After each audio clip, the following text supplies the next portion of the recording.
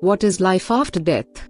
A book titled Biocentrism: How Life and Consciousness Are the Keys to Understanding the Nature of the Universe, has stirred up the internet because it contained a notion that life does not end when the body dies, and it can last forever.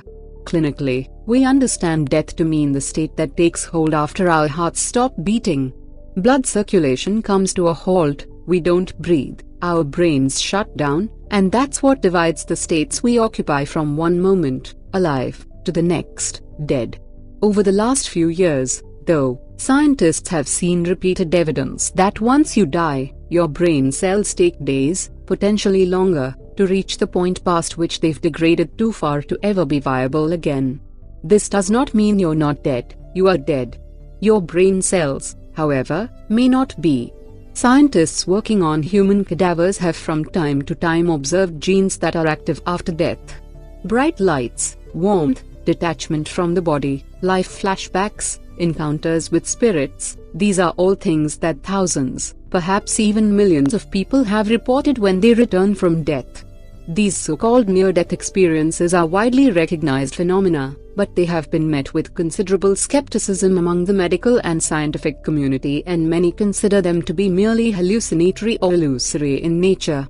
University of Southampton conducted a research named the AWARE, which means Awareness During Resuscitation study, which set out to examine the broad range of awareness and mental experiences associated with cardiac arrest. They tested the validity of the reported experiences using objective markers to determine whether the claims corresponded to actual events or hallucinations. Of the 2,060 patients enrolled in the study, 330 survived and 140 were able to complete structured interviews about their memories of the event. They found that 39% of these individuals described some awareness of the time preceding resuscitation, that is, when their hearts had stopped beating. The majority of these patients, however, did not have specific memories of the event, suggesting that many people do indeed have mental activity during cardiac arrest, but lose their memories after recovery. According to lead author Dr. Pania, this could be due to brain injury or sedative drugs. For example, ketamine, a dissociative anesthetic used for sedation and general anesthesia, has been known to make users feel a strong sense of detachment from their bodies and a sense of peace or joy. The induced state is often described as similar to that of near-death experiences. Interestingly, 13% of these individuals felt separated from their bodies, and one man recalled leaving his body entirely and watching his resuscitation from the corner of the room. It took 3 minutes to start this man's heart again, but he could describe specific details of both the staff and the procedure. He also recalled 2 beeps from a machine that only makes noise every 3 minutes.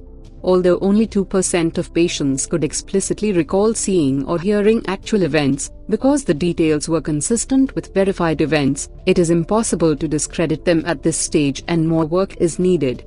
Now let's look into a near-death experience of a bike racer named by his Reddit name Root Dude. His first death came as a result of motorcycle accident where he died for 2 minutes because his body shut down from the pain and physical damages on his body. No pulse, no breathing, and no consciousness.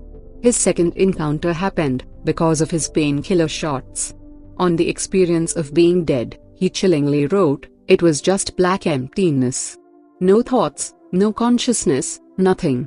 Far from being transported to paradise or sitting at the right hand of God, he reported nothing but despair, horror, anger, and infinite loneliness.